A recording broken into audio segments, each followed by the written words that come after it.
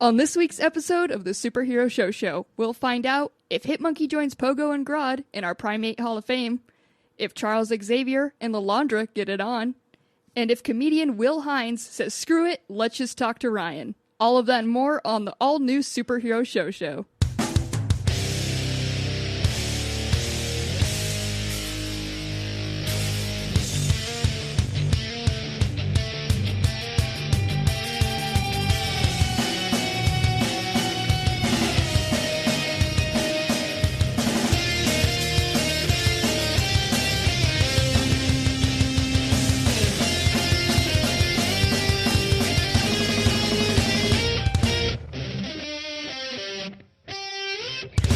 What's up, nerds? Welcome to the Superhero Show Show, the only show on the internet that reviews every single live-action television show based on a comic book or a comic book property. And you heard that little ending part, so you know I'm back. It's Cassie. It's me. I'm back. I'm here to host. I do have my other friends here to help me on this journey. Mike and Ryan. Hi, guys. Let me start with Mike. You do need help on this journey. You're getting a little lost there. You missed 1 week because your birthday or whatever, and now you're fucking a mess. Listen, you guys. I went up to the woods for my birthday, and it was a rough time. It was a spiritual time and also just a rough time. I'm a completely different person, and I no longer know how to sit here in front of a microphone. I don't know if I can do this anymore. When you went to the woods, and I wanted to know this for so long, did you see a bear shit? I not only saw a bear shit, I fought a bear. Because he was shitting? Yeah, because I made eye contact with him when he shat, and apparently that's a challenge in the animal world, and I was like, oh no. And then, you know how bears fight? I would have thought, if Riverdale taught me anything, it was just with their claws. No. Mm-hmm. With his shit? With his shit. It was like straight throwing it at you? Monkey style. I think that was just like him throwing down the gauntlet, just like let me know there was a challenge. It was him throwing the shit at me, and I was like, whoa, that's a bit much. Based on the documentaries I've seen called Commercials, bears are super into wiping their butt. Yeah. So I'm surprised that he was this rude about it. Or she. Girl bear shit too. Every bear shits. This bear, I did see it shit. I did see its genitalia though, so I don't know which one.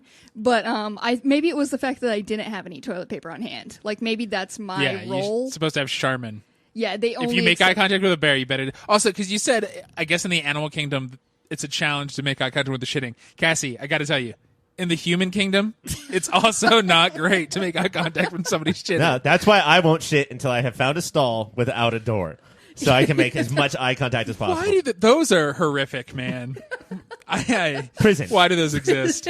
Wait, are you telling me these really exist? You guys have come across these? You've never been to like a Major League Baseball game in the men's room in a shittier town? Or go to high school where I went to high school. Oh my God, that was because the kids themselves kept ripping off the doors. Or because of smoking in the boys' room. And doing drugs. Smoking they would have been fine with. It was mainly the doing the drugs. Yeah. Please just smoke. Of the drugs. Oh, no, but I feel like that would be a way to display dominance even in our world. I feel like you should make eye contact with anybody. Like, you claim that bathroom as as yours. That is the power move, because like the instinct is if somebody walks in and there's no door, or if they like barge in somehow, like you thought you locked and they didn't, you go, ugh, and you've lost the power. Your pants are around your ankles, your balls are in your hand, and you're just taking a big poop. But if you just go, what up?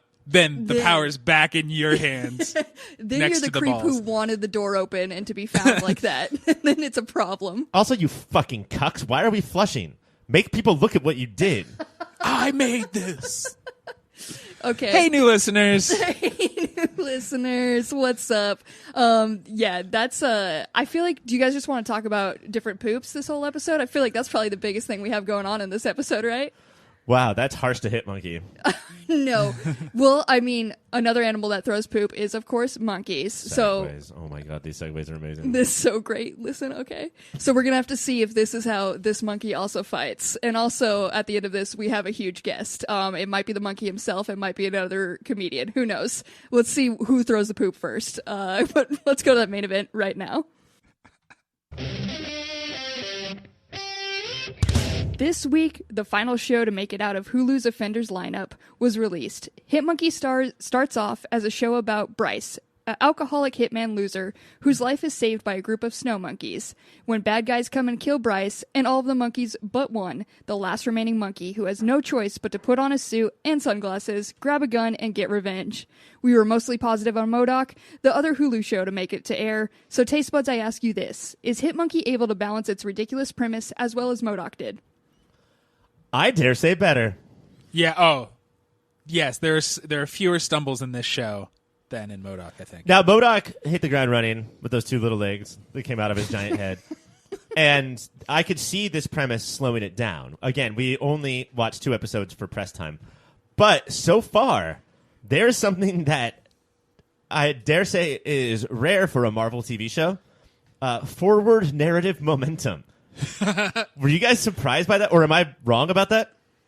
I don't think you're wrong. That it is clear where we are headed. Mm-hmm. There's not an episode of Bryce and the monkey just sitting in the spa talking about PTSD Bryce's feelings.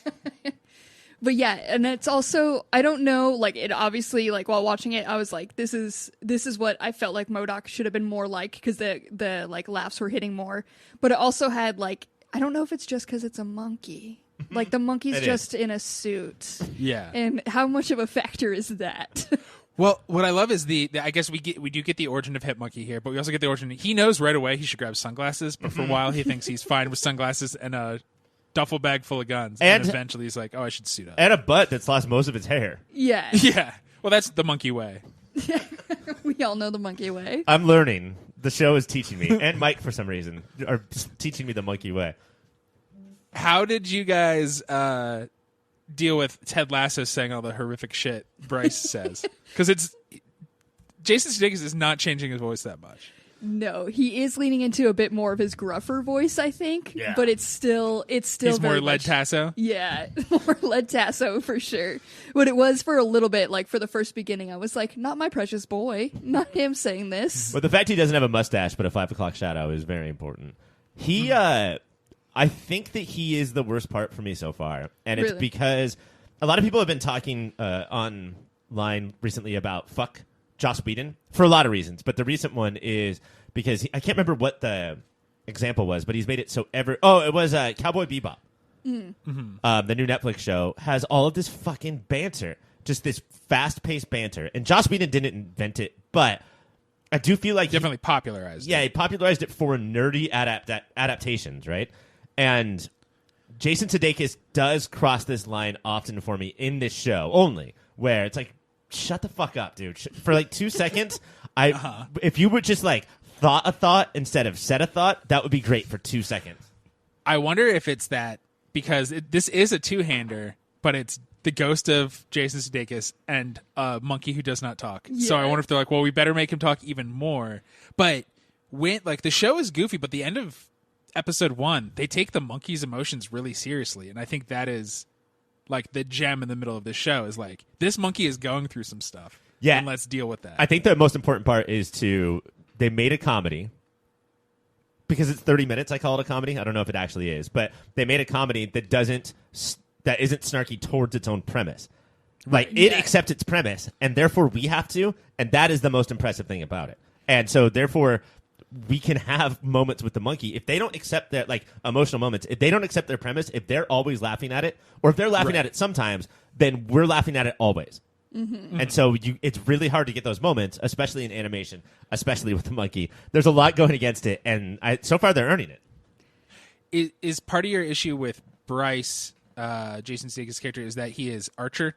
Well, he's like there's a lot of similarities. This character would not exist without Archer. The animation style is remarkably similar. Mm. That helps. But yeah, Archer's funnier though, and Archer is, I don't know, almost more two-dimensional, and therefore they can get away with it more. Like they're doing a lot with Bryce, and a lot of it does work. Like his loneliness when all of the hotel workers leave the room. Like their job is to get you in there and get the fuck out of there, and he's so sad. I think they're really good at doing stuff without dialogue. They didn't need it all. They just need to show. You just want sad boy. You just want like a close up on him, lonely and depressed Dashes in the room. Of sad boy. But I do like that. Like it has built in now in 2 episodes. The reason he talks all the time is because he is lonely. Mm-hmm. He doesn't want to deal with his own thoughts, so he will talk overthinking. And at one point, he mentions that he's in AA. Yeah. But his actions don't really... No, while drinking all He's the like time. he's double fisting constantly, no matter where he is. Do you guys have where like so you talked about how the show doesn't make fun of it, it accepts the premise that it is a monkey, and a lot of that is like we talked about how the monkey is like straight up strapped with guns, like walking through like is it Japan, the city, and like there's not a single person who is like that's a monkey. Yeah, like even the people on the streets are just like yeah, what's up, monkey? Some of the military men are trying to figure out what could do this, and somebody suggests monkey, and they're like, there's no fucking way that it was a monkey. But for the most part, the people in Tokyo, I guess, are so busy that, or maybe it's so common, I've never been to Tokyo, that a monkey with a duffel bag, and you don't know it's full of guns, it might be full of other monkeys for all you know. It's children. Just monkey heads. But yeah, they don't seem to care. Serial killer. Well, I think this takes firmly, I know we haven't expanded enough, eventually we will meet Lady Bullseye. I know she's one of the big bads. So I think this is a world. There's a quick Silver Samurai shot. This is a world that's set in all the superheroes exist. So like this is the 5th least weird thing they've seen that day. It's like sure, I guess why not. I do feel like more people should react like the little kid who, when he saw a monkey, just grabbed him with his grubby little fingers and hugged him. You're mine now. Oh man, kids are monsters. Kids are the worst. And I was like, what are we doing here? Why? I'm into this storyline. Why are we hanging out with this kid? Oh, he has a suit. That little kid has a suit. That's why. This is how he gets his suit, because the kid has a rack of suits. The kid has a suit and then also picks up like his like ninja stars at the end. And I don't know if that's going to be something, or they just wanted to say like, hey, this kid now has ninja stars. Look at that. And so, yeah, the ninja stars play a big role here, as well they should in every movie and TV show that's ever existed. But they don't. So what we have here is Hitmonkey is on this path for revenge to try and figure out, who killed his other snow monkey, his jacuzzi family. But there's a part where random soldiers are just fucking around and killing pigeons with ninja stars, and then it also like zoom in onto Hitmonkey's eyes. This is also a problem for him as well. Right. So he's going to protect killing animals. The killing of animals. Yeah. So he's going to protect that too, and that's a hard thing for us to not get behind. Yeah. Do you think a relationship is going to form with Olivia Munn's character? Why did they look at each other like that at the end of the second episode? Monkey. Oh, we're talking about the monkey and the girl, right? Like, yeah. The girl who is she is the niece of a politician who the person they were backing who was going to like charge corruption was killed by Jason Sudeikis, and so now her uncle is going to run on a platform of like, let's not be pieces of shit. And the look she and the monkey give each other after he saves her, it is a real Paul Dune and his mom and Dune. The look that they give each other when they're both changing.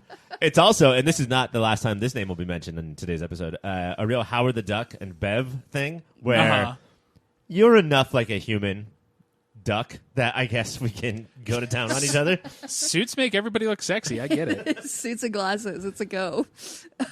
Everybody keep their animals out of suits because they're going to get fucked by random strangers on the street. That is a goddamn promise. I hope that it's like she recognizes something in the monkey's eyes.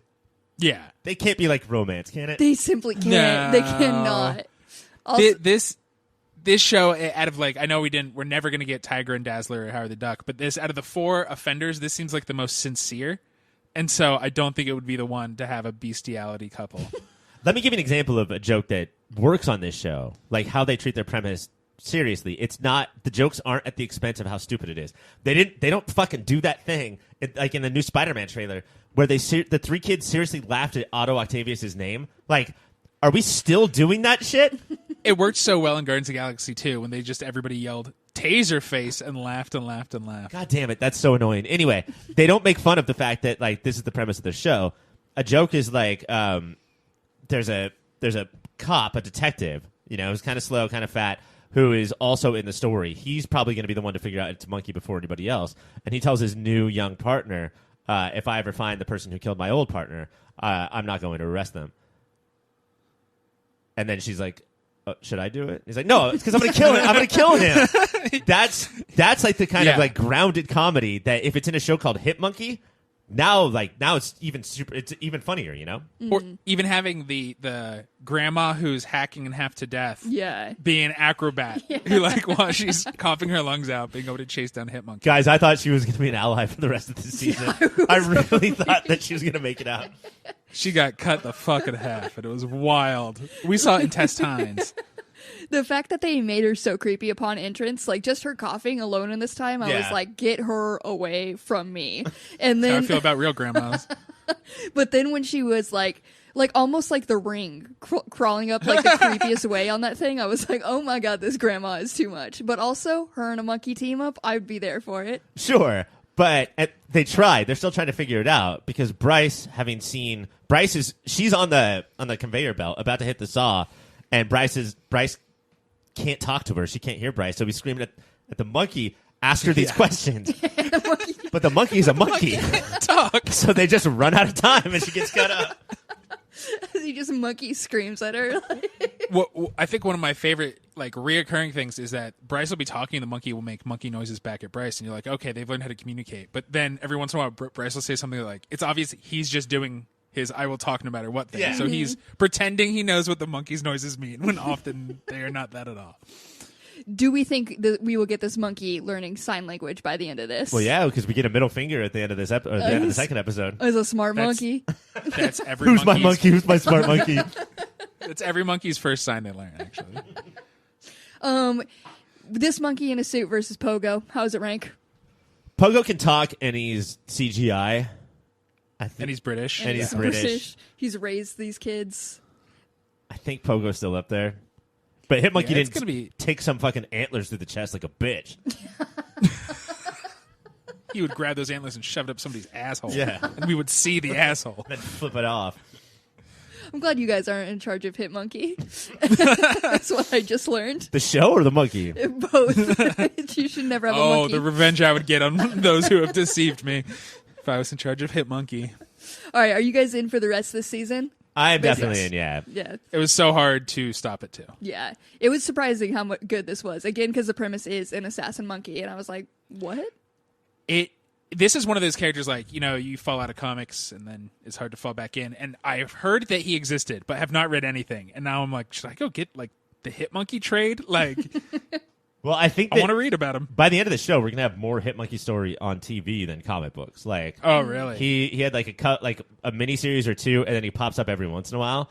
If there's ever like a call for the Animal Avengers, but Throg and yeah, but this is gonna be his longest, most complicated Wow. story. I think. I'm pretty sure. Well, I'm excited. I'm in for it too. That is all the time we have to talk about Hitmonkey because Ryan, you were texting me nonstop during my birthday about a website, and I was like, okay, God, you will have your time to talk about it. And Ryan, now is your time. Yes, my website is called Cassie's Countdown, and I had to get it launched because it counts down to when Cassie is no longer in her 20s. Rude. it's rude. a less creepy. It's definitely based on the creepiest version of a website that used to be out there with like the Olsen twins 18th birthday count. Yeah, that's so fucked Kinda up. shit. When will it be okay for me to to feel good about wanting to fuck these children? Is that But website? instead yours is, when can I make fun of my friend for not being in her 20s anymore? Right. When can I say she's officially old as dirt as well? And so you did just turn 29? I did just turn 29. Okay. Ew, really? Yeah. You're so old. I know, thank you. So there's 1 year left on this calendar. And I think that we're all going to celebrate it every day. We're going to go to the website. We're going to see how much time is left. It's going to be about 1 day less than it was the previous day. But that's okay. Come, and it's a social media type thing. Like, they'll be checking in with each other. There'll be things to like. Mostly it's just a clock. It's just a countdown clock. And there is nothing else on the website. But go and like things anyway. If it's just a clock with no explanation, how do the people know it's a countdown to my...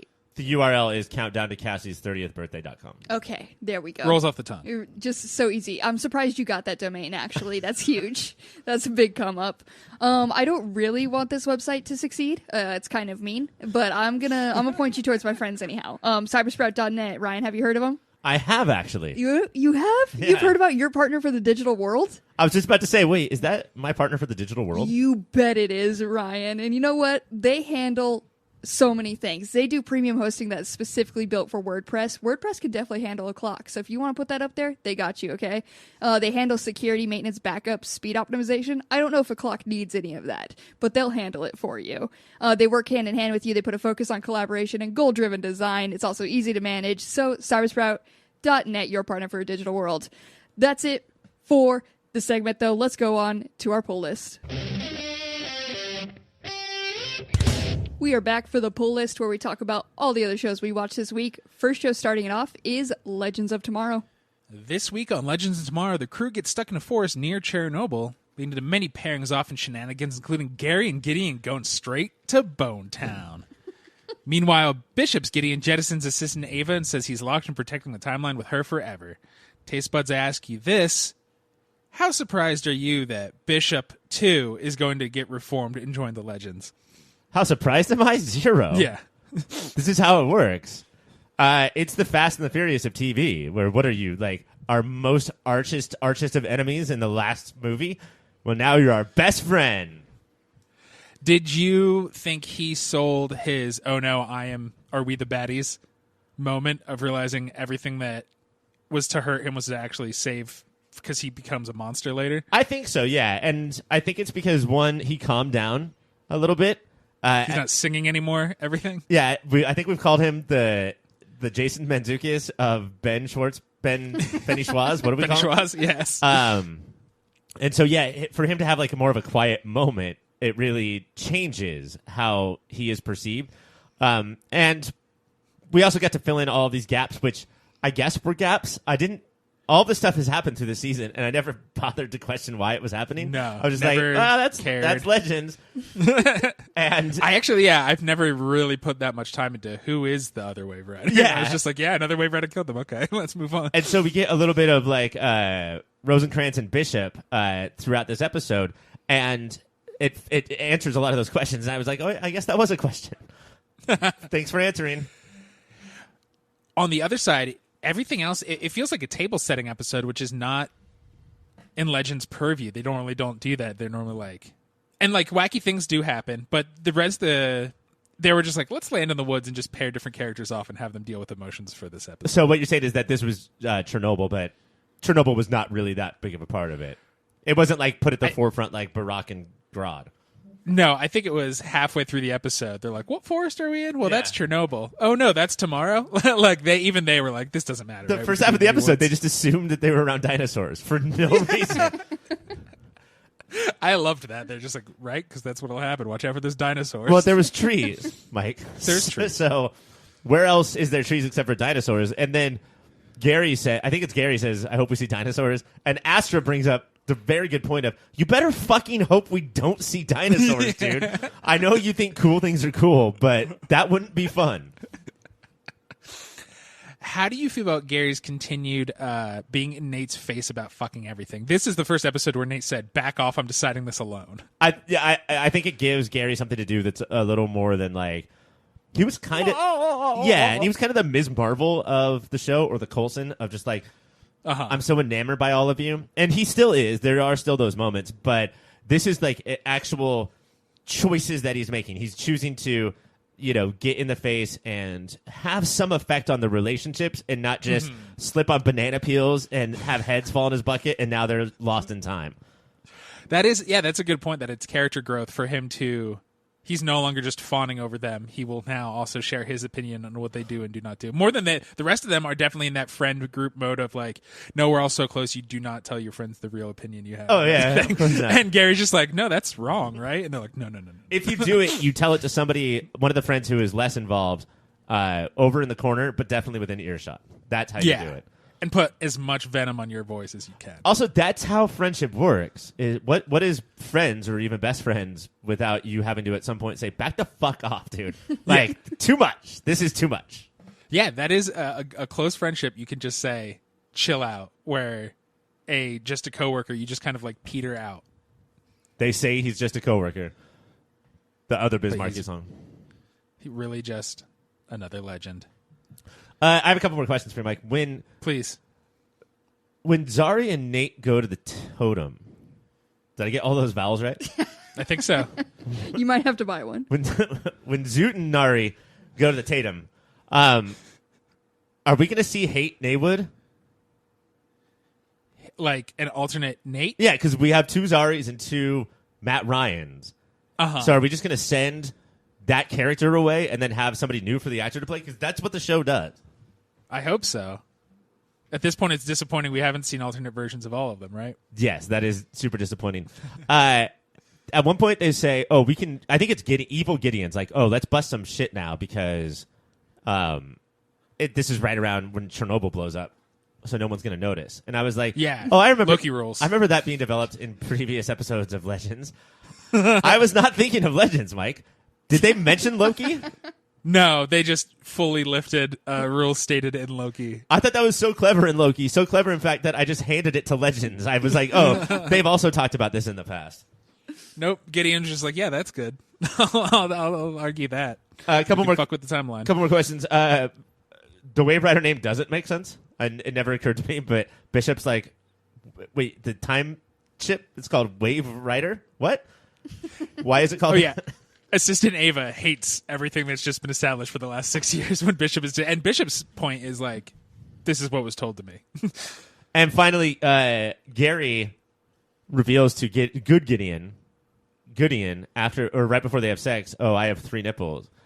But in episode 408 of Legends of Tomorrow, I believe a magical unicorn ate his nipple. Yep. So are we saying that Gary actually had 4 nipples? Or is he still mourning his 3rd nipple that did get eaten off? And claiming that it still exists? Yeah. I guess that one is more likely. I like the 4 Man. nipple. I'm going with 4 nipples personally. That's Then my why canon. was he so bummed to lose one? He has 3 Because more. it's an odd number. Because he's into nipples. It's one of the 2. All right, guys, that is about all the time, though. So are you ready for Moments of the Week? Yes. All right, Yes. Ryan, let's start with you. At the very beginning, Ava and what's her name? Sarah, the captain? Sarah, the captain, are fighting, and everyone's trying to figure out what to do. And then Nate has an idea, and so he says to 2 other legends, "Hey, you 2, come here, shut up." They were just standing there. Was it nice to be seen on screen, Ryan? Validating. So not only does Nate have my hairdo, my body, and my face, but also my way of dealing with humans. You should be getting some royalties for that. You 2, come here, shut up. Mike, what about you? What's your moment? Gary and Gideon are bonding over how neat and weird humans are, and his top 3 reasons for being obsessed with people are eyebrows, belly buttons, and nipples. Just his delivery. We are not fans of Gary here, but I liked that a lot. And then there's a beat and Gideon just saying, "Would you like to have sexual intercourse with me?" Like hearing his list made her decide, yeah, let's do human shit. I'm going to say, despite his list, she decided. It was a real debate of, will I still do this? All right, Legends of Tomorrow's Tuesdays on the CW. Our next show is The Walking Dead World Beyond. On this week's episode, we check in with Dr. Frankenstein, aka Dr. Belshaw, who is experimenting on live humans to get info on reanimation, aka zombifying. We also find out about her missions to channel zombies to other compounds, giving her more patience. Taste buds, I ask you, what could we find out about the human body by running experiments on Mike? No, what? It's for science, Mike. It has to be done, okay? I feel like you've put your body through so much that we will, like, further ourselves as humankind if we could figure out how you're still surviving. We have learned that if somebody who is severely lactose intolerant just ignores that they won't die. They just will want to all the time. Wait, before we get to Mike's disgusting body, they're working on how to zombify people. Isn't that already... Aren't we good with zombies in this world? Oh, they know that. There's something along the process that she's intrigued about, or maybe how to undo it with that. She's like watching the process to see what all happens during it, or something like that. World War II is tough, but what if we could make more Nazis? But what if? Hear me out. Well, what have you been doing? Reading Ted Cruz's Twitter, Ryan? I think the first thing we would find topical. out when we put Mike on the slab is how you thought toenails could only be ingrown once? Uh-huh. Not true. It's many times. They could just go Triple in and out. ingrown, baby. And then it can Yeah, be all my of them. toenails look like Montezuma's Revenge with loops and ins and outs. Of it. Also, you thought that Mike was dead before we started to work on him? No, he sits up one time and goes, "Triple and grown, baby," and then dies for the last time. It has to be his last word said. And we have hammers, and we just... It's like whack-a-mole. I think we knew he'd come back. All right, The Walking Dead World Beyond is on Sundays on AMC. Our next show is Fear the Walking Dead. On this week's episode, Dwight and Sherry decide to become vigilantes and call themselves the Dark Horses. Strand is unhappy with this decision, so in an attempt to get them back to the tower, he sends assassins to kill the family they are staying with. Taste Buds, I ask you, if an assassin broke into the studio right now, would we have any chance of fighting them off? Yeah. Yeah? How? Tell me what you would do, because you were the most confident, Ryan. Well, we have our move, right? Our secret move, which is as soon as we hear footsteps in the studio, we all run into our big, long raincoat and get on each other's shoulders. And that person would be so tall and so ready to see a rated R film that they would be intimidated and run away. That's true. And what if we just took a shit while making eye contact Cassie, with them? you have turned this show into I have turned filthy, this show. you're a disgusting. filthy I beast. can't believe what you have This done is to what this you have- once precious show. This is what you've done to me. You made this monster. Fear the Walking Dead is Sundays on AMC. Our next show is Riverdale. On the season 6 premiere of Riverdale, Riverdale is no more. The show, at least for now, takes place in Rivervale, a city so crazy that Archie is dating Betty, Veronica is with Reggie, and Cheryl does a lot more archery. From there, we go directly to Riverdalian Midsommar nightmare that eventually ends with Betty pregnant with Archie's child and dressed all in flowers. That Archie does indeed need to be sacrificed. Taste Buds, I ask you this. Does a virtual reboot feel like Riverdale is back to being stupid and great, or more like it's stupid and stupid? Stupid and stupid, right? I kept wondering, what are we supposed to care about? It's so weird to be like, here's an alternate universe. Everything's like what you know, but a little different. But most of the things are exactly what we know still. Like, it's not like, whoa, that's happening. Like, it's Betty's still in the FBI. Betty's mom Archie- tells Archie's uncle that they want to fuck, or she wants to fuck. Yeah. I don't know if that's different from the show. I get, yeah. And it's not weird or crazy. It's just two single people that want to have sex. Everybody's like a little dumber and more obtuse, and like, well, this has to happen, Archie, But- because we've decided. Like, it. I'm going to push back on you, though, Mike. Like, this is all different and fictional, but is it more fictional than the first 5 seasons of Riverdale? Are you saying that was real and this is fake? Well, that was a stab. Like, you still could, even though it was bananas, you could still care about the characters and what they're going through. But with this weird reboot, why should I give a shit that Jughead has scabies? Like, it's separate from what we've been watching for 5 years. So why do I care? Yeah, I guess the weird thing is that they had this opportunity that they gave themselves, right? And we talked about it last week. We talked about with Legends, like these all-time writers' creations that Legends had. Do you remember those? Mm-hmm. No. One was the robot that read emotions. Oh, and one was the Lucky Rock. So you could just have the script, do whatever you want. And so you have this now. You have this thing that you created as writers. Remember, the world didn't create an alternate dimension. You did. And so you have this opportunity to do whatever you want. And this is how crazy they got. They've been crazier in the quote-unquote real world for There was no rockets. There was no people dressed as Super Dave Osborne getting into rockets to go to the moon. Yeah, I don't get it. It does feel like Greg, the late dead Greg. I have was this finally in my right. notes, dude. I have this in my That notes. This is so the important. show, I think, finally acknowledges it's a show because Jughead looks at the screen. It is like Midsommar by way of Twilight Zone, But- where we have somebody just talk to the screen and be like, here's what's going on now. Jughead has always professed when people read his book that the characters were tweaked enough, and the character Right. in his book, and the characters were like, "No, we're not. Like, this is you switched Archie Andrews' his first initials. That's Archie Andrews." But this is what we're talking about. Like, this is his book. It's very clearly his book. Greg This is feels right. like- yeah, that Dang. this is his book. We're not telling Greg this. No.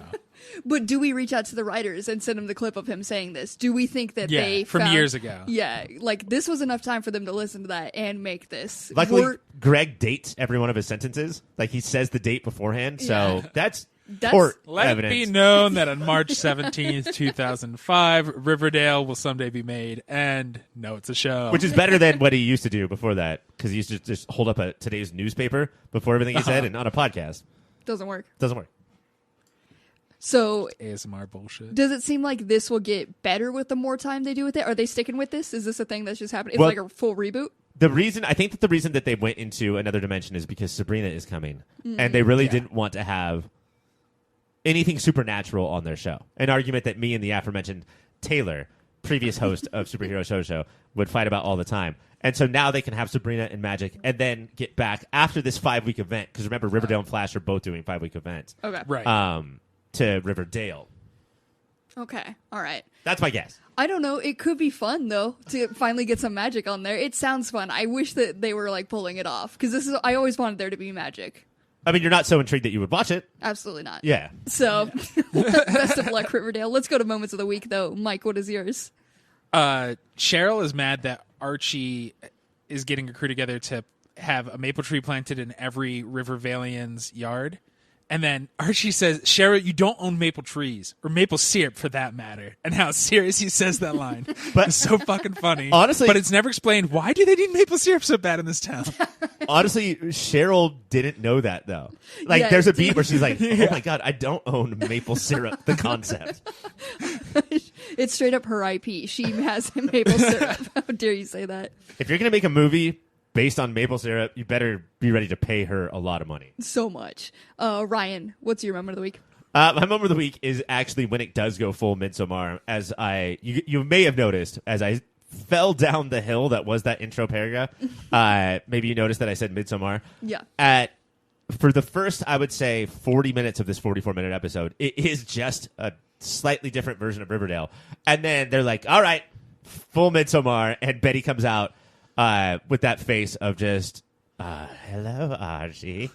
Welcome. Happily saying we conceived when we fucked earlier tonight. I already know I'm pregnant. I already know you got to die. Sounds wild right at the end. Maybe I'll watch just the last 4 minutes. Is Of that everything. the best way? Yeah. Probably. All right, Riverdale is Tuesdays on the CW. Our next show is Lock and Key. Things come to a head in episodes 206 and 207 of Lock and Key as everyone chases each other through the Winterfest maze. Gabe and Eden kill Aaron, and the Locks and Scott lure Gabe to Key House the next day to try to take him out. Things do not work out, and Unky Dunk ends up making a demon key for Gabe. Taste buds, I ask you to ask me this. How long until Tyler and Kinsey can talk about how weird it is that they both hooked up with Dodge? How long until Tyler and Kinsey can both talk about how weird it is that they hooked up with Dodge? Thank you, Ryan. That's a great question. I don't think they will. I think the show is trying to ignore that Tyler and Dodge definitely fucked in a truck in the first season. And then Kinsey... This nursery hooked rhyme up- you're writing is wonderful. I can't Kinsey wait. hooked up with Gabe for at least a school semester. They're juniors in high school, so at least finger stuff. Like, they both have done sex stuff with this otherworldly bit. Who are you hooking up with, though? Is it the mind or the body? Because it's Dodge's mind, but it is Gabe's little peenie. Yeah, that's a bummer for Kinsey. Tyler definitely got the better end of the deal. This is the worst debate class topic I've ever. Objection! This is a wonderful debate topic. It's a little painting. It's I get that you guys are busy with life or whatever, but it's a bummer you bailed on this show because I think this season is even better than last season, and there's just some wild, cool shit going on. Again, we get a giant winter maze. All the characters are split up, shouting after each other. The tension was dope. It was great. And when you say all the characters are split up from each other, that includes Bodhi is in this maze? They all have like Find My iPhone because at this point they know Dodge is out there again. Okay. So they have Find My iPhone. They're like, you'd never fucking leave your phone. Bodhi's friend is mad that he's keeping secrets from her, so she grabs his backpack and runs into the maze. Oh. And he's like, oh shit, I guess I should have told her that there's somebody out there who wants to kill me. A maze isn't where I should go. And so the older kids are calling him because they just put together that Gabe is Dodge. And so he's running the maze and they're like, well, Find My iPhone says he's in the maze. So they run in, and then Gabe and Eden see them run in, so they run in. And then Uncle Duncan's like, oh shit, all the kids and the bad guys are in there. So he runs in. And then Aaron's like, oh shit, I gotta kill them. I'm the original key keeper. And then she runs in. So everybody's running in this maze, shouting for each other or trying to be quiet so the killer doesn't find them. It's a lot of fun, you guys. That's some wacky stuff happening, if I've ever heard of anything. Does Tyler at any point tell his father's brother that he did have intercourse in a pickup? Did he tell Uncle Dunk that he got fucked in a trunk? Yeah. Yes, Mike. Did I put that together correctly? That was it, I'm so glad You know what? two have each other. Say, I wake up every day thankful for that. It'd be so crippling and lonely without that. Unky Dunky Funky Drunky. That's all you need to know about this week's episodes. Yeah. Well, that's not revealing anything. That was the title of the episode. So no spoilers. So stuff that's still going on is sorry. we don't know what Josh He's Bennett focused on his deal is. We know his ancestor was the Redcoats. Like this is a weird American who's super into the British Redcoats, and at the Winterfest he's dressed up in a redcoat. Like they're the bad guys, right? They're the Nazis of the 1700s or whatever. And he goes like, "Oh, is this like a turnoff for you to Nina?" And she's like, "I'm actually kind of into it. It's fucking weird, man. She wants to fuck that colonial bastard." Weird indeed. This one has gotten darker in a weirder way. Are we good to go to Moments of the Week? Yeah, we could do that. All right, hit me with it. Got two. The new key they make to turn people into like demons who will do whatever Gabe says. It's the lower back tattoo. They get a little tattoo of a key on their lower back, and that's where they put it. So you tramp stamp somebody into a demon. And then Eden and Bodhi are in their house, and it's all like, who knows what, and does he know I'm a demon? Does she know that I know that she's a demon? And she's looking at him, licking her lips, and she goes, I love snacks, because she wants to eat him. And him just being like, me too, they're yummy. Yeah. And you're like, oh no, Bodhi is 5, does not know he's in danger right here. Do you think the writer's room just like had up on the board like tramp stamp I key? hope so. Like, and they're Yes. like, this is key to an episode. This is so important. I hope that there's like a giant fishbowl or aquarium of just random shit thrown in. They're like, Yeah, this key means tramp stamp. Come on. All right, Lock and Key is on Netflix. You should watch it week by week with Mike. Our next episode is Young Justice. On episode 406 of Young Justice, Jade agrees to help Artemis after learning the Shadows are aware of where Artemis lives. Jade then questions Onyx and Cassandra about why they left the group. Cassandra says it was Vandal killing her sister. Lying to her that her mother was dead and raising her as a weapon triggered her defection. And Onyx says he hates that Deathstroke and Lady Shiva run the Shadows now. Meanwhile, Gar has returned to Earth, still grieving Connor's death by refusing Outsiders' missions. Taste buds, I ask you this. Does this convoluted hubbaloo sound like a spiritual successor to X-Taz?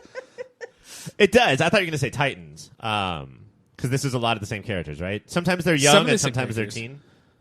Yeah, but these are young, and they're all about justice. I got to tell you, so we decided we do animated shows when we feel like it now. I was going to watch, we've heard good things about season 4 of Young Justice. I was like, I should get a foundation. I watched like the first 2 episodes of season 1, and then I watched 8 episodes of season 1 this week, and none of season 4, which is what we're talking about. And 90% of the characters that are main characters now in this paragraph are not in the show I am watching, so I am even more into it. I think this is going to be one of the most complex, convoluted, romantic triangle bullshits. Which is X-Taz. That's our thing. That's our thing. Did you say that there's a ratings switch at some point where it does go from mostly to kids to more aimed at adults? I think the first 2 seasons that were on like 10 years ago are more for kids. And then when they came back, they're like, well, the kids who are into this are 10 years old. That's a really right? good call, dude. So are we. Yeah.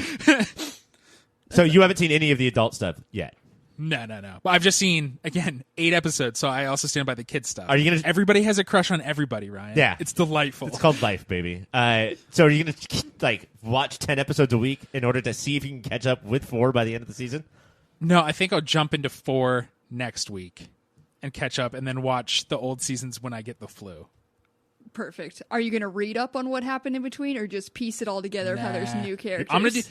I feel like we're always like, oh, I need to know what's going on. As a kid, I was a skid. You were a and no one knew me by skid, name. Mike. You were a goddamn And skid. that is, I would pick up comics confused all the time. I picked up the first comic I remember buying was in the middle of the Clone Saga, and I was like, what the fuck? Why are there 8 Peter Parkers? I can be confused for a while until I just hop on board, and that's my plan. Why are there 8 Peter Parkers in Star Wars? Like, Crazy. these Clone Wars are weird. The other thing, too, is that a lot of people talk about how they'll catch up on Wikipedia, but Wikipedia is not written like fiction. It's written like a poorly written textbook, and so I zone out so quickly. Like, it's such a waste of time for me to read that stuff. This happened, and then this happened, this person meets this person, then this happened, and this happened. It's not that interesting. Yeah. Yeah. All right. Young Justice is on Thursdays on HBO Max. Our next show is The Flash. On the beginning of The Flash, Armageddon. Central City TechCon is here, which brings in Ray Palmer. Meanwhile, the Royal Flush Gang is heisting all over the place. Iris promotes Allegra to chief editor, and she gets no respect from the reporters. No respect. And Despero comes in from 2031 to kill the Flash for causing the aforementioned Armageddon. Taste Buds ask you this. If someone tells you it's time for a coffee break in a very busy day that they've scheduled out for you, but it's actually secretly a 90-minute meeting where you have to sit through a bunch of startup pitches, how evil is that person? Oh my God, the worst fucking person. My life success rate, like how successful I am in my life, is so much lower because of how much that pisses me off. And I can't stay at jobs, and I can't not be rude. Like, I will pull out like a DVD player with old, like the first season of Young Justice, and just start catching up instead of paying attention to your goddamn shitty meeting. I have important work to do here, like watch Young Justice. Excuse me. Like, you don't respect fucking people's time, dude. You're a fucking asshole. And double down. So just Chester P. Runk is Ray's gopher. Ray is the keynote speaker to the TechCon, and he's like, oh yeah, I guess I'm really famous and good at tech too. But he wants to stay retired and do his thing with Nora. And Chester has decided, no, Ray can't just retire. He will start a new company, and has like all these fucking nerdy kids who want to start a company with Ray. The kids were not told that Ray didn't know they were coming, and Ray did not know. In his back-to-back meetings all day, he thought he had one 90-minute break to just enjoy coffee. Ooh. Ooh. And then Ray tells Chester very politely, hey man, no, I'm not doing this. I'm retired. And Chester runs away in tears, talks about how shitty Ray is, and then when they're in a fight, barely will look at Ray. I hate this character. I know I haven't watched most of him now, but I loathe him. This is a bad kind of human being. Were you supposed to feel bad for him in that moment, did it seem? Like, when he cried, were you supposed to be like, oh, this I think poor? so. Wow. I don't think the show is saying Ray's a dick, but it's definitely saying, like, isn't that bad for Chester? Like, no, don't fucking spring. Are you kidding? He should shrink and blow up your insides. This show can definitely raise a dick. I don't know that much about Despero. Is he a pink Savage Dragon-looking motherfucker? Yeah, he starts out just like, he looks like an extra from Vikings, and then he like puts his thumb in his mouth and like blows up. What and then the he's fuck? This pink Savage. He doesn't actually do that. And then he's this pink Savage Dragon. You almost but and had every once in a someone. while he'll be fighting, and then Barry will start to talk to him. And he goes, "Wait," and then shrinks down again, and then they can have their normal talk, and then he'll blow back up when he wants to fight. Does he have an eye on his forehead? Every once in a while, it does. It goes. Sure. in there. Of course. Yeah, I mean, we all know how forehead eyes work. And if we're just talking about people pissing me off, Iris promotes Allegra, the CC Citizen, their little like blog podcast empire is now bigger in the main news and Thames. So they've gotten like war reporters and people who have decades of experience working for them. She promotes Allegra, and Allegra goes like, hey, I was an intern last year. They reported in Iraq. I don't think I should be editor-in-chief. And Iris is like, but you know the city. You have to be. Does not do a handover. Does not tell the reporters to respect Allegra. So when Allegra's like, do this, they're like, no. Iris is a shitty boss. And maybe just because you know how to write a thing doesn't mean you can own a company. I'm pissed at her, too. She's thrown Allegra under the bus. He's really angry about a lot of people. In the midst of that anger, did you have a moment of the week? My moment of the week, real quick, of that segment was after Mike said The Flash, he said what his new nickname should be, especially after he drinks milk. Do you remember what you said, Mike? No. You said colon Armageddon. Colon Armageddon. I hate and respect your impeccable memory, Ryan. My moment of the week is Barry and Despero are starting to fight, and Barry just runs circles around him for a while. For like a long while the rest of the characters are getting in position or whatever, and nothing's happening. And then when he stops, later, Despero's like, you can't create a vacuum around me. I'm from space. But it was like the writers were like, oh, we should throw in a ADR thing, because it is weird that Barry just ran for 10 straight minutes this episode and did nothing. It was Barry was just running around a guy standing there, and the guy was just like shrugging, like, I don't know what's going on right now. So are you going to finish up either of the 5 episode events on the CW? I'm more likely to finish up Armageddon. Wow. And you didn't sound like you liked it. It sounded like you said that in so much pain. All right, I'll do Riverdale then, so we can talk about them. So we can have coverage on the show. And I will do neither. Deal. Good job, Cassie. Thanks, guys. What a host. All right, The Flash is on Tuesdays on the CW. Our last show of the week is Batwoman. On this week's episode of Batwoman, Mary is the new Poison Ivy, and she's using her new power to make sure that her friends and team finally respect her and pay attention to her. Meanwhile, Sophie's on a mission to get info on who is behind her sister's almost death, which results in her and Ryan getting in a fight. Taste Mike, I ask you, how much more enjoyable is Evil Mary? Oh, she's fun, man. She's I really like good. Mary, but yeah, Evil Mary has a lot of good points. Yeah. The We like this show, Cassie, but I don't think they're planner headers. But I do think they have for a season and a half. They don't treat Mary that well, so this isn't coming out of nowhere. Yeah, like it's not like this is the first episode they're being dicks to her. Yeah, and honestly, I was like surprised that they were gonna they were drawing attention to this, and I was like, oh, they're gonna do something with this. I thought it was just like they weren't giving that character the attention, and I don't know if it was always a plan or if somebody brought it up, but whatever they're doing, it's actually working so well. This show continuously surprises me. And the gal who plays Mary, I think, does a good job at. It's not just CGI green eyes, and now you know she's evil. Yeah. Like she moves and talks differently when she's Poison Ivy. I feel like she stands differently almost. You can see it completely. Also, it is just more fun because they played on, I think they said something along the lines of you're always the nice one or something, and how that's not a compliment. It might have been Alice or somebody. And you can see the way she pulls out the anger of I've literally been treated like nothing, so now let me just be to have this other side of her. I'm so excited to see. I hope this is the rest of the season. Her petty revenge of oh, a dude calls me sweet, I will drown him in honey then. I'll show you how fucking nice I am. Not only is it her being that petty, and then they were like, wait, she's got a petty side to her, let's team her up with Alice. And there was not a better combination they could have put together. It's just real, not just smart having Alice on the team, but every episode they're like, who's she hanging out with today? And it's just always delightful and makes me care about that character more because to see how Alice affects them positively. Yeah, and probably negatively, but positively for us, for the viewers. us, so positively. But it is I feel like this season, I didn't watch much of the first season, but they respect all these characters in their own ways. Because Alice, could be just a shitty villain that they wouldn't put that much work into. But they are she's got PTSD. She's got so many issues. And they're working with it all while also still trying, she's reconnecting with, is Mary her stepsister? Yeah. Okay, so still bringing in the family aspect. And now they finally get to connect after all these years. It's so good. Yeah, that's at this point, they're both the only family the other one has, because Mary's mom did die, and yes, Alice probably killed her. But Jacob is in jail, and Kate is just off running around the world, and so the two of them, who throughout their lives were I'm often abandoned, were then abandoned, and so they are, even though they don't like each other, they're I mean, Thanksgiving is next week. Do you just want to fucking come over, fucking hang out? And now they're traveling, being a bad girl crew in an electric car. So I literally I can't wait. Do you think we get multiple? I genuinely hope this is a fair amount of the season.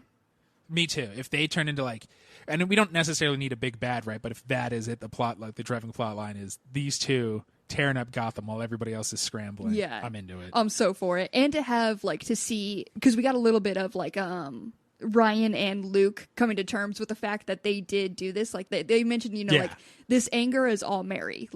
There is she is infected, but the anger is all her. And it's because of how we've treated her. So and that's just on the first episode that they've tapped into that. So to have them delve more into that very real thing, they can do so much. And it continues that they're morons, because when they at this point know she's Poison Ivy-ified, they just bumblefuck their way into that nursery. They don't go in stealthy. They're just la la la la la, and then get ambushed. Also, where they're I do know that for a fact she is Poison Ivy. They told us to meet up at a botanical garden. This is going to be fine. I was you guys are just coming right into that, huh? Yeah, you don't want to cut a little circle from above and scope it out. They're still not respecting Mary. They're still, at the very least, they're no, we can talk her out of it though. And on the other side, we do have Sophie and Ryan, who I love together, but are now in a little fight. This little thing of you have all this, you're protecting your mom, who you're now friends with, so much going on. It's just tell her, at this point, Ryan should have learned the keeping secrets are no fun. That there's no point not to tell. It's because Sophie's oh, my sister got attacked and it was your mom, and Ryan's just nuh-uh, and she's why do you believe this person who lied and has been a piece of shit? And she just goes nuh-uh, instead of being look, turns out my brother was Joker-fied as a little kid, and so my mom's done with that, it was probably him. She just keeps Sophie is also fully justified in being pissed at Ryan here. Oh, for sure. And then she goes out and anger bangs Montoya. Which I did not expect that. But as soon as they met up at the bar, I was oh, they're going to go there, huh? They're doing that? Yeah. But yeah, genuinely, like, this is the one thing where, like, these shows are always going to do, because they have to have that drama of the person just won't tell the other person all the information, because there's nothing, then they have no story. But it's so annoying. Especially because Sophie can handle it. Of course Sophie's going to be there.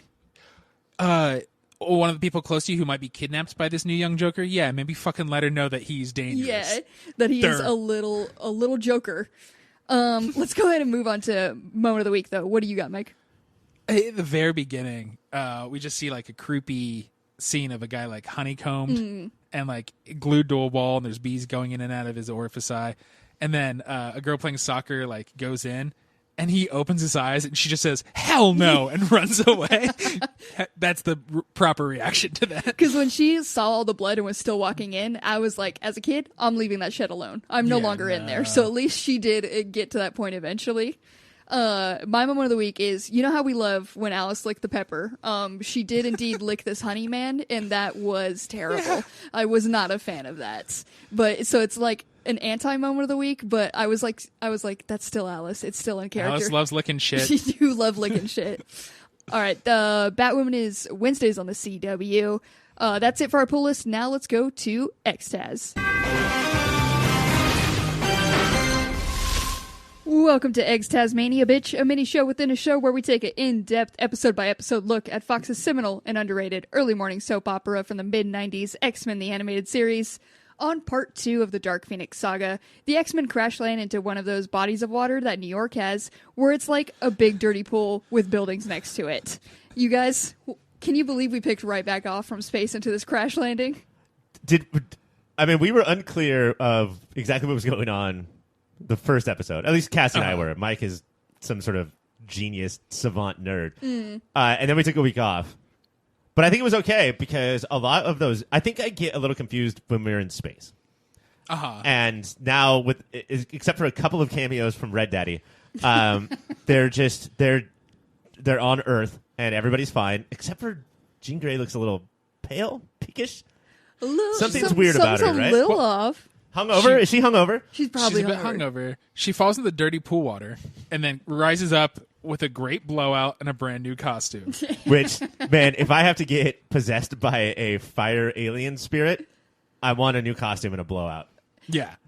And it's got to be as sassy as that one. Like, you just got to announce that you're Phoenix, and the whole crew is stumbled by this. They're like, hey, you kept calling yourself Phoenix. Anything up with this? And she's like, I don't know what you're talking about. And they're like, I guess. Yeah. Okay. I think they're in the hospital, or I think the mansion has its own hospital, so I'm never totally sure where they are. Yeah. But somebody mentions Phoenix, and Jean Grey is like, that sounds so familiar. And I think Hank is like, bitch. You were screaming it at us in the dirty New York pool. His very dry, it might sound familiar because you kept screaming it.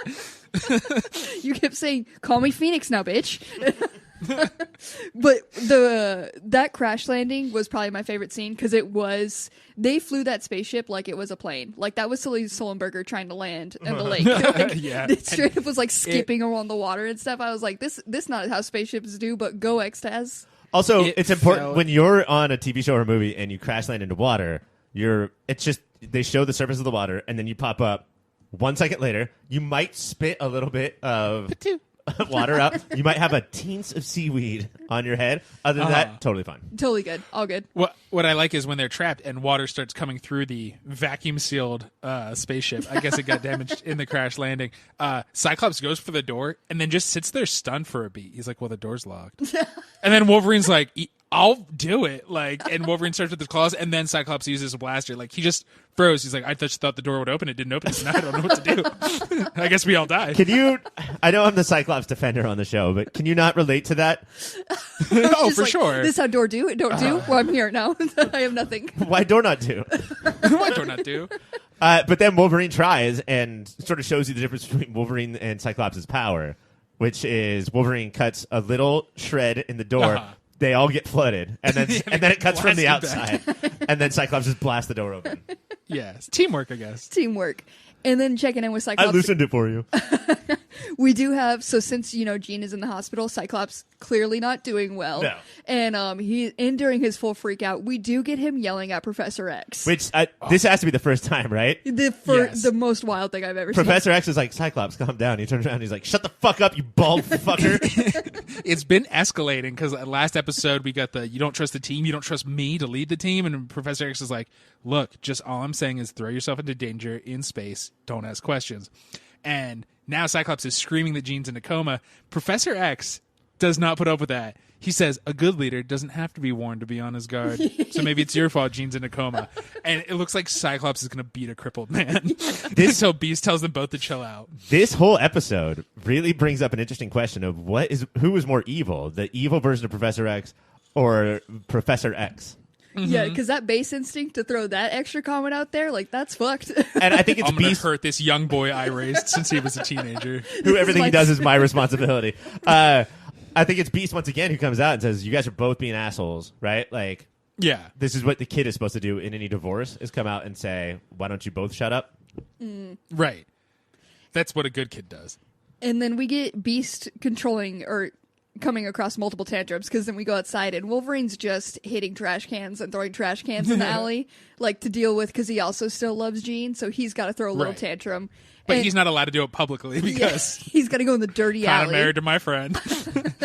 And he is like gone full old man muttering. Like, he's just,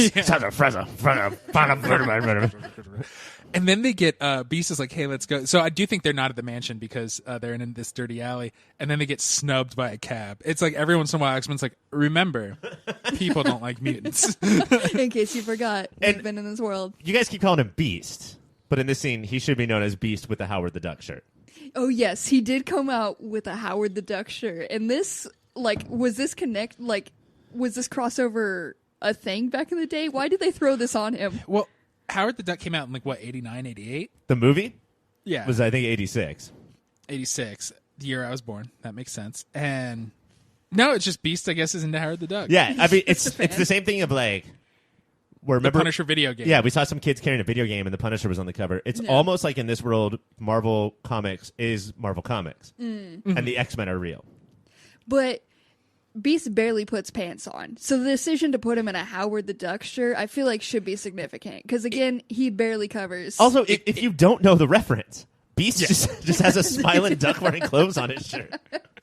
It kind of felt like, I assume because they got dumped in the dirty Hudson pool water, that they just grabbed whatever clothes were in the hospital gift shop that Jean was at. So it's like Pulp Fiction after they blow the brains out of that guy. They just have to wear volleyball clothes. Exactly.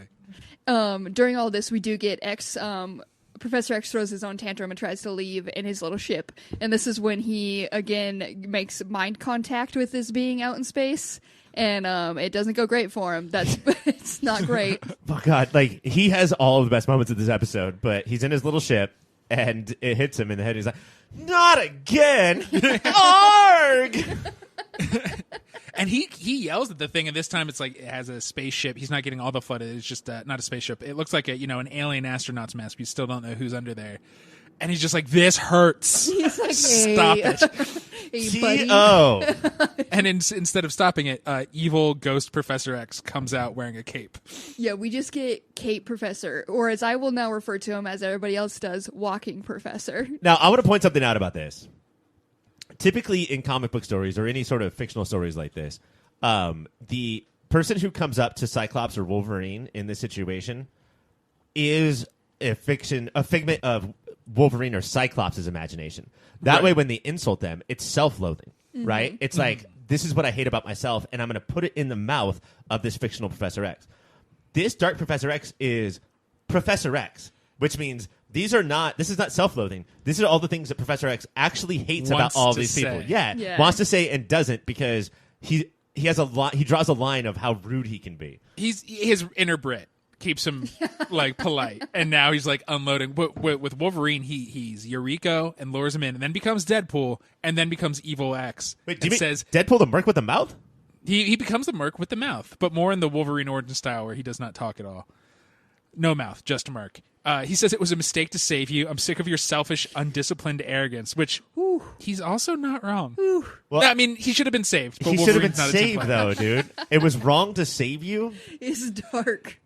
That's some stepfather shit. Yeah, and then he fucks up Gambit and Jubilee, who are just like, I don't know, trying to see a movie, even though their friends in a coma. They're straight up like, they're in a crisis right now, and these fuckers are trying to see a Broadway They show. went to go see a Broadway show, and I Jubilee gets pissed at Gambit because Gambit is trying to hook up Poon for after the show. And she's like, you said you'd take me to this show. And he's like, I'll be out all night. And I was like, Yeah. yeah, God, this show gross. won't last forever. So gross. And that's when they also get attacked. And at that point, I was like, fuck him up, Professor X. Just fuck him up. Gambit says after the show, who's going to get my dick swampy? And that, like, we know you're from New Orleans, bro, but that's disgusting. There's a line But there. did anybody answer the question, though? 'Cause- I think that girl was about to until... Yeah. Because let's be honest, the women going to Broadway shows in 1991 all would have fucked Gambit. It's Yes. just a law. yeah, like, if you're going to a Broadway show alone, it's so you can pick up. And he showed up in a scarf. He was like, look, this is my, like, I'm taking care of this kid. This is a foster kid. He was going to pull all those stops out. Yeah. Oh, and just because it's a TV show, Gambit, just because you look showered because you're going to a Broadway show, we also know that you stink. Like he, Yeah, We know. he didn't shower. He put water in his hair and more fucking potpourri under his arms. and just so much Axe body spray. Enough to choke a gator. All right, Get your patchouli stink out of this Broadway line. So after they attack this whole crew of Jubilee and all of them, we then cut over to him professing or attacking Psyche, which then, of course, we have to get Phoenix to come and save them. Oh, wait. Before that, all right, with every encounter of evil Professor X, he is so mad and he's screaming insults at them. And every single time they're like, wait, you're walking? Yes. Guys, the walking part is not the crazy part right now. Look at his cape. Look at the things he says. That's what we should be talking about. And his face is a little different. It's not like, it is like the Cassandra Nova Yeah, the eyebrow. alternate, right? Yeah.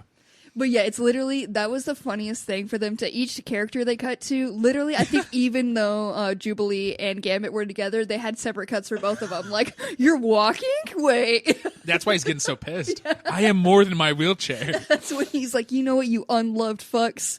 It's so savage. But yeah. And then he's just like, I should go to, I have a problem. I need mean guy rehab. this is too much. Is that when he floats away, Poochie style? Yeah. Like, and I'm not making fun of the cheap animation because there's another part where Storm is called by Jubilee, and Storm gets off from the bridge where she's hanging out, the little tower, and she flies away. That animation looks fine. But when Professor X floats away, it is Poochie style where they took the one cell and just moved raised it up. It was a choice that they made to do this, and I can't tell you why.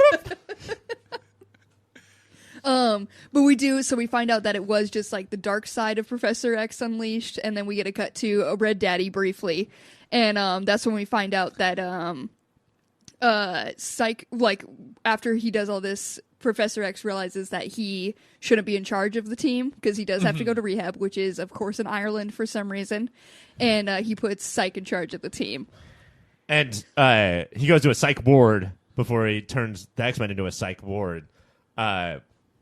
Hold for applause. So a ward of psych, I think would have been better. Just a little punch up, but Hold for notes. I guess I'll hold for notes instead of applause. notes and or applause. And then we get the classic, my favorite thing of, hey, ex-lover, here's my current lover. Is he hunky or what? And then put the arm around her, just like, we're together now. Just like Gabe did with Kinsey a couple Lock and Keys ago. Xavier and Banshee are in such edge around each other. It's crazy. And then Banshee might be right because Xavier says you might be the... Oh, no, he says it to the Void that you might be the only answer to my loneliness. Moira says straight up that she might be his only friend, like the only person who actually cares about him. Right. In the world. And then they kiss. Then they smoochies. Also, in that moment, they like went and stood on the most romantic cliff to be like, "Does he still love you?" I was like, "Okay, we get it. I know it's 4 kids, but we can. They'll get it. They know." But that's when they're having their moment because they're together. Lonely Professor X is in his little bedroom, and that's when he connects with Lalandra.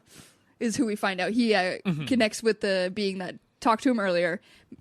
Fights through the pain and touches the hand, which then brings Lalandra to Earth. Yeah. And she says, this is like love, only deeper. Bold thing to say when you're meeting him the first time. This is like you've been DMing on hitch or whatever forever, and then That's some you meet incel and say shit that. right there. But yeah, she came in with some vibes of like, I constantly see you in my mind, and then like stroked his bald head, and I was like, whoa, whoa. I'm glad she wore clean clothes. She obviously just did her laundry. God, were you? How long were you planning that one? I'll give you no notes, just claps.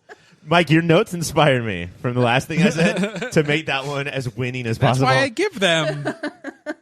And then for no reason, Juggernaut shows up. He's just He's like, got a remember, cock block." I'm here. Not for no reason, Mike. The episode has to end. Oh. And Juggernaut says the most important thing, too. It's family reunion, or I'm your brother, or whatever. He reminds everyone that this is not just some random bad Here's guy. my backstory. And by the way, it's me, and you two will not fuck because I'm here. That's the end. Man, my brother's always saying that shit to me. And Juggernaut probably can't see Lalandra, right? It's like a mind yeah. vision. So I don't know. He busted down on Professor X fully jerking off. Just jerking off and making out the air. And there's no comment about it. He's like, "That's my bro." That'd be awesome. Well, It's the Juggernaut. Wow. This is Come why back. Juggernaut hates X. Is he always would do that, but X used to lock Juggernaut in the room with him. He would Louis C.K. Juggernaut. What if he walked backwards through the perfectly Juggernaut-sized hole that he had made, just because of awkwardness? All right, so that is the end of the episode, which means we got to go to awards. Let's Very little Dark Phoenix in very, this episode. very Yeah. little Dark Phoenix. Well, this is the Phoenix Saga, right? Right, it's a whole saga. And I never Then give a there's the saga Dark an even Phoenix break. Saga. Oh, wait, this is not the Dark Phoenix saga? It might be all connected, but I think she has to be Phoenix for a while, but we barely even got that. Yeah, and I still think that she seems dark, right? Right away. Well, her hair is awesome now, so yeah. Yeah. She's She's not got a tripping blowout. on shit. So When she floated in the air. it just tripped. Oh, shit. Hold on. Let me catch my breath. Let's I go. love the show. Let's go. To awards. So good. Let's start with the most '90s thing. Ryan, what do you got? Red Daddy has sent a homeless man to the roof to film the X-Men. Do we get any explanation for that? No. It's just because he's a perv. Like how he made contact with him, why he chose this man, why he Why gave him the he camera. needs to do this. I'm pretty sure he can just check in with them whenever he wants. He's got like alien technology, but And- he sent this dude with like a camcorder. Yeah, and that's the most 90s is this metal tube. Well, I think what they thought future technology would look like, and it doesn't. It's almost like the video version of Kevin McAllister's Airboy. What is it called? Talk boy. Talk Boy that he's filming on. This is supposed to be space in the future, guys. Get some better equipment. 90s idiots. You 90s fools. Mike, what do you got for it? I mean, he had just come out in the comics. We would not know what a Ryan Reynolds Motormouth he would turn into, but he was just looked badass and was everywhere. So it's got to be Deadpool for no reason. For no reason, Deadpool's just in this episode. Just to throw people out. The X-Men loves to do that. I'm just like, hey, if you're a fan, here you go.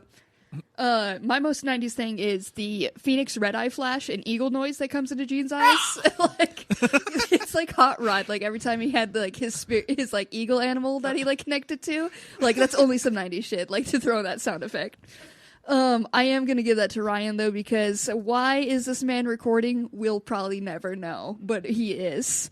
Let's go to best gas line. Mike, what do you got? It's got to be a good leader doesn't have to be warned to be on his guard. Like Professor X's fucking shady throws at Psych right there is crazy. It was like the most bitch, like little bitch moment of both of them. I was like, oh my god, they're fighting, and then he took it a step further. Well, I was thinking a leader would never do something like that. He- almost like he was that talking head on a reality show. Ryan, what do you got for it? My biggest gasp line was they're like, there's only one place where Professor X can go. And then it clearly cuts to Scotland. And then the most racist bagpipes come up. Oh, now we know we're in Scotland because the bagpipes are going off. And I gasped at how horrifyingly racist this was. That's just Banshee's ringtone. Yeah, that's just Hold on, I'm getting the cold. My my phone is ringing. for Gasline. I did just have Psych just actually standing up to Professor X. So Mike, we basically have the same one. I'll give that to you because it really was that moment that X took it further. Let's X go. going to give it to you. X X is going to give it to you, is what we found out this episode. That's what that song's about. All All right, let's go to best use of power. Ryan, what do you got? Okay, so mine is sort of a combo. It's not just how Storm uses the mist for everybody to escape, because they're all about to kill each other, right? Yeah. And then she puts down the mist. But something I've missed for a while now, because Storm has been on the back burner, is not just her power, but her also, let the mist be the guide to your escape. I just love her co-power dialogue. And when she was like, hanging out on the bridge because she was just set meditating. And she gets the call from Jubilee. I think even her just like deciding to fly off also needed a power talk, like let the winds take me. And I was like, you can just fly. You're alone, girl. But she's there. Jubilee calls and she's like, I'll be there as soon as faster than the wind. Which, first of all, you had to say that whole sentence, so you're not there that quick. Then turns off her thing and then stands up, dusts herself off. Goes, I am Storm! There's quicker ways to do things, bro. But not a better way. That's the best way. Not a better way. Mike, what do you got for best use of power? I think it was Evil X fucking up Gambit and Jubilee and like hurting them emotionally. Pieces of buildings are falling down, and then the cops run up and can't see anything. They just think Jubilee and Gambit are being assholes. And so all of his mind powers on them because the cops are just like, I don't know what to do here. I simply just don't know. For best use of power, I also had Storm using the clouds because it was like when a magician throws a smoke bomb. Mm-hmm. Like it was like she was like, I know exactly what to do. Smoke. And the cops are just like, oh my god, there's smoke. I wish Cassie had the powers instead of Storm. Instead of Aurora, I'd just be like, I'll do it for you, I guess. Smoke. Just fucking smoke. Smoke. Look at it. There it is. You can't see through it. All right, our next award is LVP. Mike, what do you got for it? I know he tried to break up the fight between Professor X and Psyche, and he tried to get a cab with Wolverine, but Beast did nothing, man. He really helped nobody throughout this episode. You don't think his just Howard the Duck shirt pushed him out of LVP? You know what? I need more. I need more than that. Not only that, he also, so when the ship was getting like holes in it, he was the one who was just like, our ship seems to be taking in water. Like, no shit. Of course. Yeah, you're not helping, man. Yeah. Do something. Beast always did in like the last episode and the beginning of this one is hold the humans' hands. Mm-hmm. Like when they were scared, he'd be like, "Oh, I need to protect them." But no, they're protecting you, Beast. You're scared. You big simpleton. Ryan, what do you got for LVP? My LVP is Professor X. Every single time a launcher comes down, which I have no idea what kind of pain that is, right? I've never experienced that. But the way he acted was like when I'm alone and stub my toe. It's like, fuck! Shit! What is this? God damn it! He went through all the phases too because there was pleading or bargaining, yeah. and he was Why? like, please consider my feelings in this. I'll use I sentences. I don't like it. When you hurt my head. For LVP, I have Jubilee and Gambit for seeing a fucking Broadway show. Okay, so you just hate culture. You shouldn't be. Why aren't they at Truckosaurus?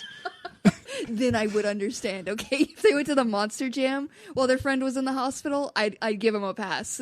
But Broadway, fuck off. Okay, they need to know who they are. Also, were they seeing a drama, a musical? More information about the play would have been nice. Simply need more. But my backup one was Beast because he really did nothing. So, Mike, I'm gonna give that point to you. Our final award is MVP. Ryan, what do you got? It's Dark Professor. Professor X is the loser of this episode. Dark Professor is the best. He just walks around like goddamn Regina George, fucking burn booking everyone out there. I've been wanting to say this for a long time. Mike, what do you got for it? I'm giving it to Wolverine, and we normally shit on him a lot, but like first he's like Yuriko, and then the minute Yuriko becomes Deadpool, he's like, "Oh, I'm going to kill whoever is attacked." Like he's the only one who isn't fully stunned by a Professor's mean things, and then he runs up to Gambit and Jubilee. He's like, "You guys are being dumb idiots. This is what's going on." But he does still say like, "What? You're walking?" So yeah, you got to have that moment. For MVP, I do have Storm because she was called in for literally 2 minutes and saved half the team by just using smoke. True. But I think I do got to give that to Ryan, though. He's a bad bitch. I would have. We should have him more often. We should have. It's Like just on the podcast. Yes. I don't think my ego could take that. No, it would I hurt would so cry. much. It would be me bargaining. Like, consider my feelings, please. But we're in a season where we love the bitchy teenagers, so Yeah. it's got to go there. All right, that's all the time we have for X-Taz. Can we finally reveal who this guest is? Because, Ryan, you got an interview, I believe, coming up right now. I did, and it's not Hit Monkey. It's not the monkey? No. Okay. It is comedian extraordinaire, and I would like to say my new best friend. So Ooh. sorry, you two, but you've now fallen to 97 and 98. Will Hines. That's insane. Well, now you got Will Hines. Also 97 and 98th? Yes, you guys fell from 1 and 2. Or Wow. 1A, 1B to 97 and 98, and that's because Will Hines told me to. All right. Well, Just meeting Will made you rethink your entire life. I would be insulted, but if Will said it, I'll let it pass. Also, you can just casually say, Will, now you're that close to friends. Fine. Whatever. Do you want me to call him by his true first name and last name? William Hines? Yes. Yes. At the Okay. very least. There you go. Show Sir him, William Hines. show him some respect, Ryan. All right. Let's go ahead and go to that interview right now. Thank you, Cassie.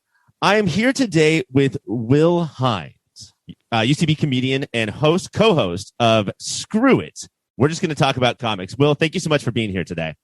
My deep pleasure. Deep pleasure. Mm-hmm. We've had a lot of surface level pleasures, but this would be the No first. way. I go all the way. I'm excited to the middle of my bones. Oh, perfect. That's where all the delicious marrow is. I want you to tell me about Screw It. We're just going to talk about comics. And did the title come from just being frustrated and trying to figure out a premise for a podcast? Yes, but indirectly. What happened was I started another podcast called Screw It. We're just going to talk about the Beatles first. And I was doing that with some Beatle fan friends of mine. And my brother, Kevin, who's a big comics fan, he just said, why don't we do one about comics? We'll call it Screw It. We're just going to talk about comics. So, but yes, in general, the Screw It titling format reflects how a lot of podcasts are being done for no good reason. So let's just own it. And certainly mine is one of those. No good reason that is. But when your brother had said, let's do one about comics, the Screw It branding had already begun. And that's right. He was like, let's make that a franchise. I will help you make your Screw It titling a franchise. And yeah, because I like the attitude. It like sets the expectation. Like, look, we don't have a major reason for doing this. We just want to do it. So join in if you'd like. It gets those expectations nice and moderate.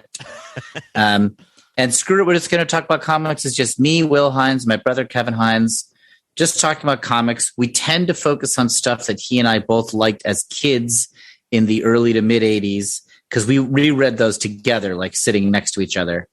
But we're open to doing any comics that we like, and we've occasionally done other comics.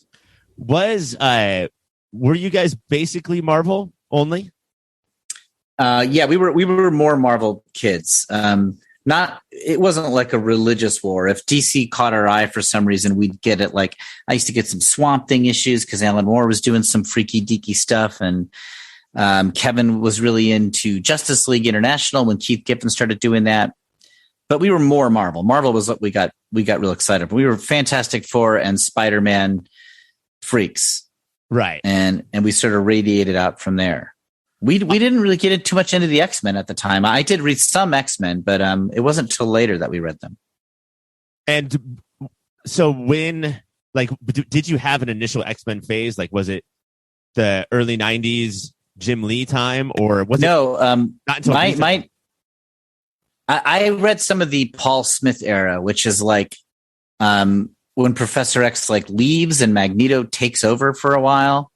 That was kind of like and when the New Mutants showed up, I read all the initial New Mutant stuff. This is like mid 80s.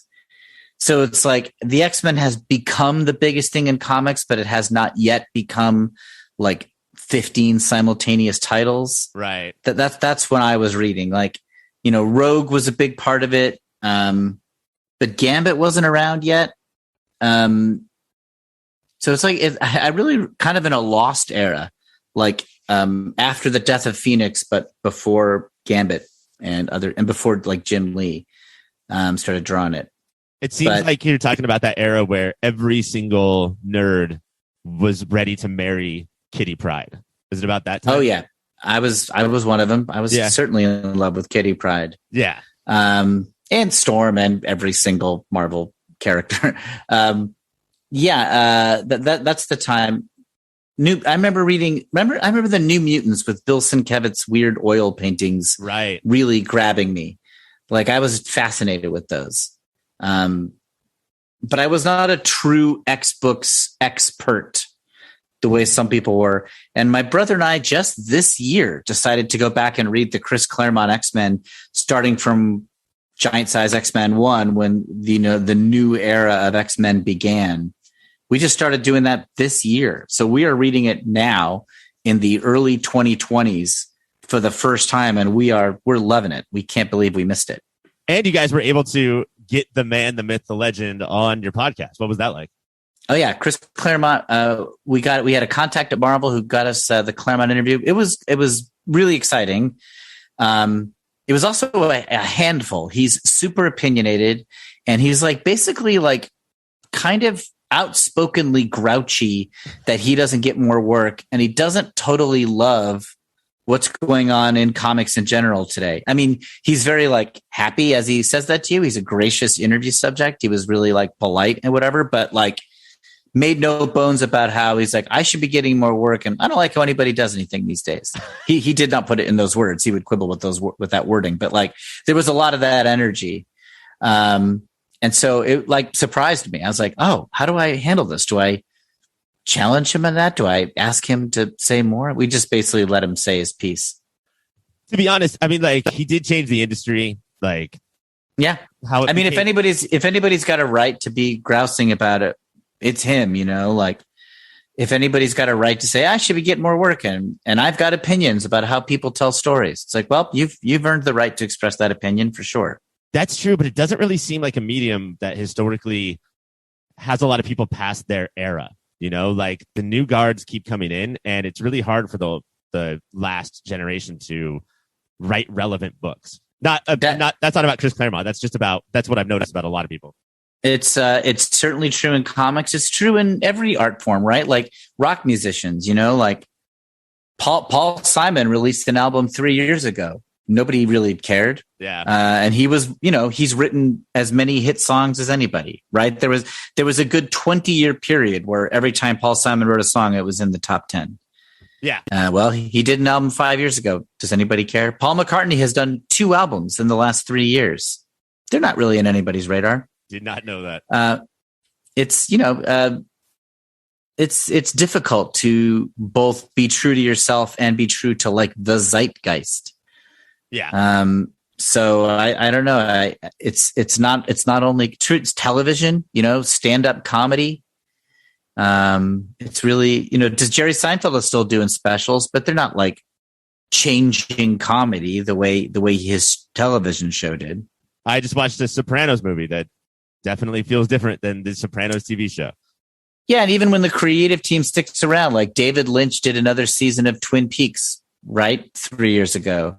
The X-Files came back and rebooted. Gilmore Girls did another season. Things that had big followings. Indiana Jones, right? There was a 4th Indiana Jones movie. I mean, that's 10 years ago, but still way after the original or George Lucas's trilogies or prequel trilogy.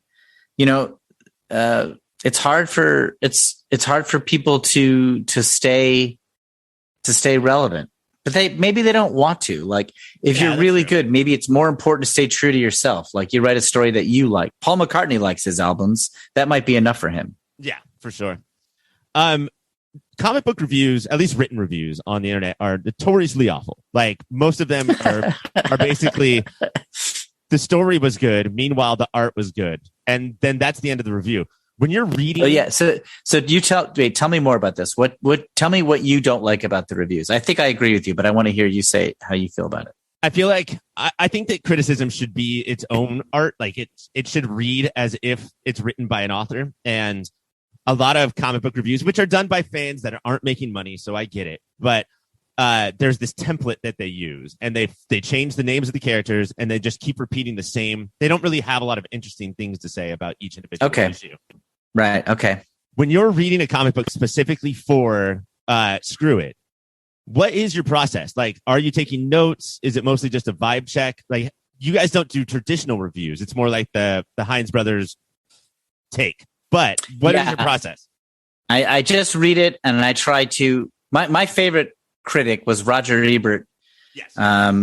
Doing film reviews, and what I liked about his reviews is I felt like he reported his emotional experience watching the movie, regardless of what his expectations were, regardless of what his intellect told him about the movie.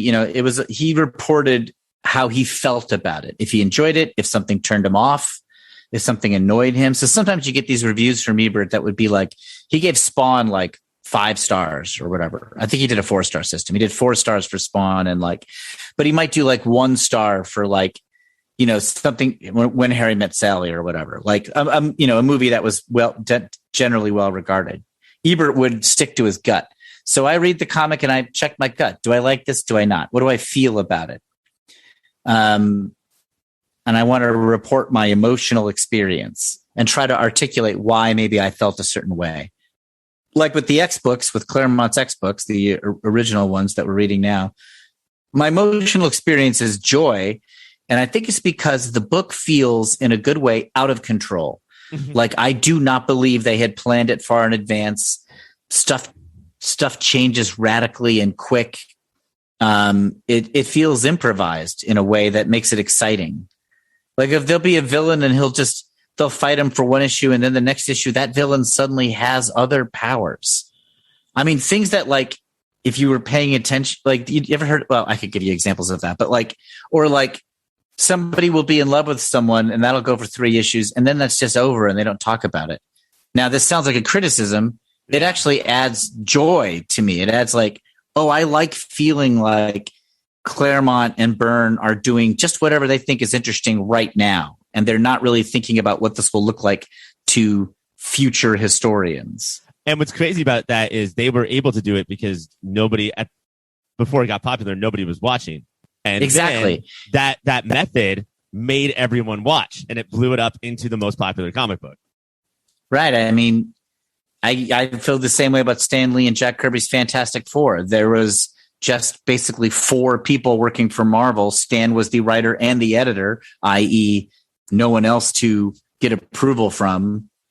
And Fantastic Four was both the greatest superhero comics ever made and insanely trippy bad stuff from issue to issue. And I think both elements were necessary to give this feeling of excitement and presentness. Right. So my process is just to read it and feel it and try to remember what I felt and talk about it. I want to talk to you real quick about the state of the comic book based entertainment industry. All right. You've had about half your life with almost nothing, and then the other half of your life is just it's weekly inundation of stuff based on comic books. Where do you think we are? Are you close to burnout, or do you still get excited? I'm close to burnout. The only thing that's really excited me lately in the televised and film superhero thing is the recent Disney Plus Marvel series like WandaVision and Loki. I was excited for. They felt a little different to me. But like when a movie comes out, like Black Widow just came out, and Shang-Chi, which I saw both of them, I'm not super psyched for it. Like, I kind of only go when somebody else wants to go. They're good, like, group outings. Mm-hmm. I don't know why that is, but like I went to a friend's house, like, let's watch a movie. It's like, let's watch Black Widow. But I would not have watched Black Widow otherwise. It would totally fine movie, by the way.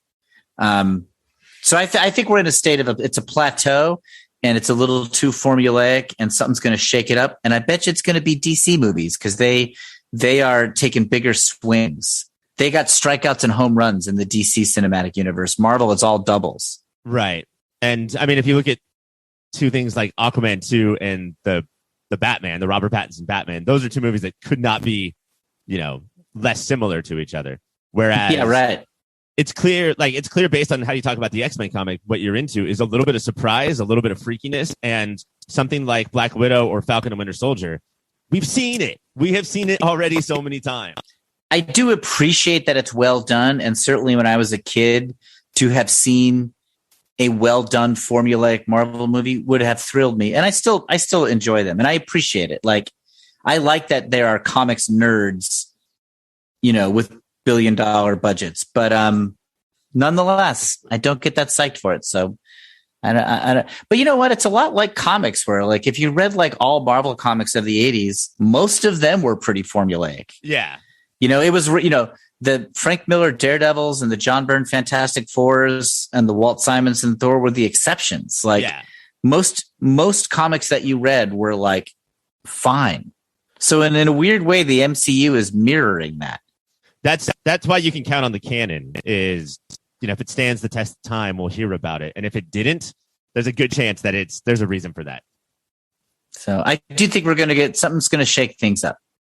We're going to get, it won't be Marvel. Something else will shake it up and then Marvel will have to react to that. Right. This is typically where we do something of a speed round where I grill you about a lot of questions, but I'm actually going to skip that because I've got you today.